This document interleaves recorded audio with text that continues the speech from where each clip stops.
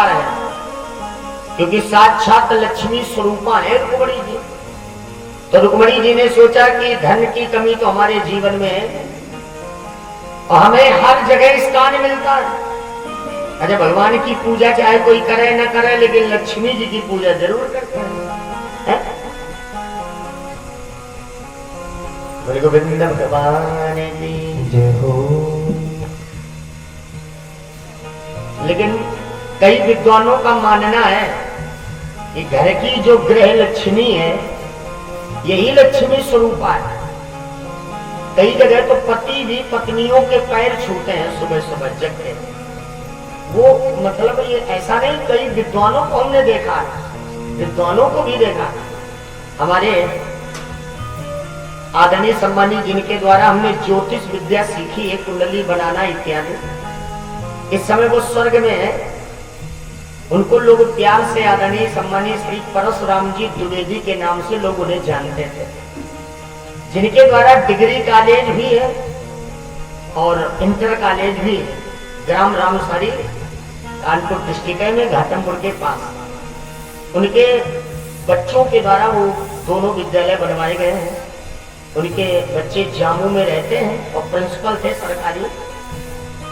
तो उनका नित्य का काम था, जब सुबह जगते तब शास्त्री उनको कहा गया है। आदरणीय सम्मानीय श्री परशुराम जी शास्त्री थे, तब वो अध्यापक हुए।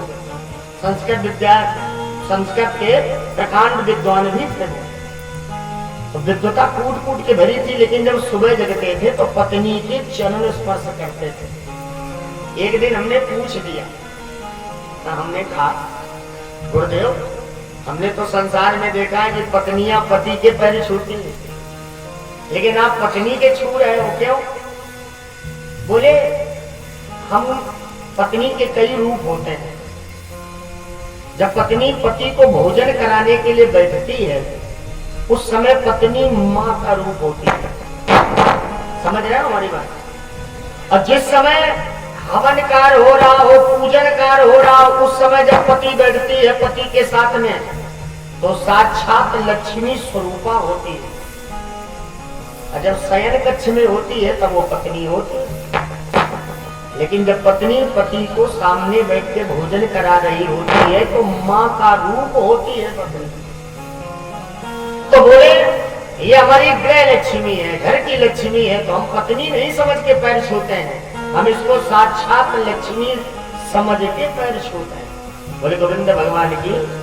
हम ये नहीं कह रहे हैं कि हर पति को पत्नी के पैर छूना चाहिए, लेकिन पत्नियों का सम्मान करना चाहिए, क्योंकि जिस घर में पत्नी का सम्मान होता है उस घर में लक्ष्मी जी का आगमन बना रहता है। तो रुक्मणी जी मन में विचार करने लगी कि हमारे पास धन की कमी नहीं है, संसार हमें पूछ रहा है। भगवान ने मन में विचार किया कि लक्ष्मी जी को आज अहंकार है इस बात का कि हमारे पास धन की कमी नहीं है। अब भगवान कहते अहंकार ही बेटा मेरा भोजन है। भाव बिन सर्वस्व दे तो मैं कभी लेता नहीं, भाव से यदि फूल दे तो मुझे स्वीकार है।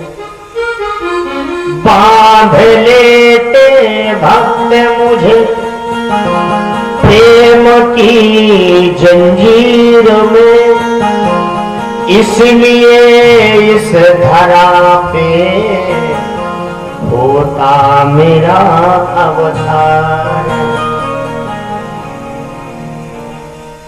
तो साहब भगवान उदास हो के बैठे गए, किसी से बोल नहीं रहे, बड़े शांत बैठे। रुक्मणी जी आई, रुक्मणी जी कहने लगी महाराज जी ऐसा कौन सा कष्ट आ गया है तुम्हारे जीवन में जो बड़े उदास हो? भगवान ने कहा देवी क्या बताएं, ब्रजमंडल में एक दिन हम भ्रमण कर रहे थे, एक ब्राह्मण मिला था, बड़ा विद्वान था वो। उसने हमारा हाथ देखा और देख करके कहा एक कन्हैया तेरी अल्प आयु है। वही मैं सोच रहा कि अब चलने का समय आ गया है।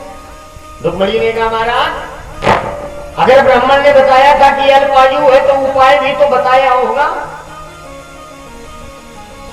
भगवान कहने लगे उपाय तो बताया, लेकिन उपाय बड़ा कठिन है, वो हो नहीं पाएगा, तो हम क्या बताएं। रुक्मिणी ने कहा नहीं महाराज बताइए। पत्नी का धर्म है, पति के जीवन में आपत्ति विपत्ति आए तो कंधे से कंधा मिलाकर उसको साथ देना चाहिए। रुक्मिणी ने कहा नहीं महाराज बताइए। भगवान ने कहा, उस ब्राह्मण ने कहा था कि कन्हैया अगर तेरा तुला दान कराया जाए प्रभाकर क्षेत्र में तो तेरी आयु बढ़ जाएगी। रुक्मिणी ने कहा महाराज ये तुला दान क्या होता। भगवान ने कहा तराजू के दो पलड़े होते हैं, एक पलड़े में पति को बैठाला जाता है और दूसरे पलड़े में हीरे जवाहरात मोती धन अर्पित किया जाता है, स्वर्ण मुद्रिकाएं। पहले भी ऐसा होता था, आज भी ऐसा होता था। अब भाई सोना चांदी हीरा जवाहरात मोती नहीं है, तो अब लोग तराजू के पलड़े में बैठालते हैं पति को और दूसरे पलड़े में अनाज तौलते हैं, चावल है, काले तिल है। क्या कर रहे हो यार? बोले गोविंद भगवान की जय हो, बोले बालकृष्ण महाराज की जय हो। तो पहले भी आवाज भी, अब लोग अनाज तौलते हैं पति के वजन के बराबर।